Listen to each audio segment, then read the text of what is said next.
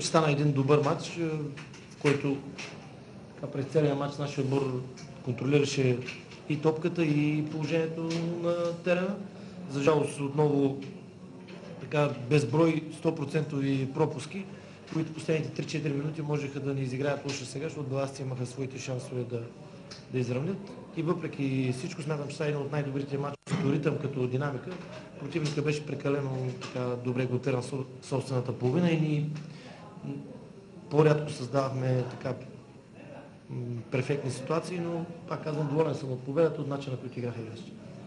Сега аз не искам да коментирам, но имаше доста нервност според мен.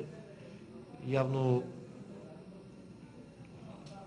и в двата отбора изнервиха и феновите. Според мен не беше, там има хора, които трябва да преценят, но не беше на ниво съдийство според мен. Според мен това, което Станислав Ангелов ми каза, че са го ударили с глава. Казвам ви, изнервиха и двата отбора, изнервиха и публиката, не случайно така нашите фенове бяха изключително недоволни. Идват тук съдии да се учат на нашия стадион. Винаги е така. Йов каза, че са го обиждали, от пейката са обиждали вътре.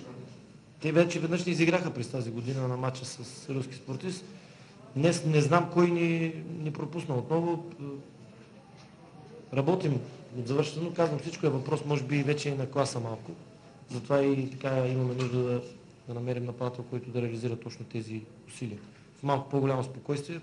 Надали има отбор, който да създава толкова голови положения и по този начин да се пропускат с лекота.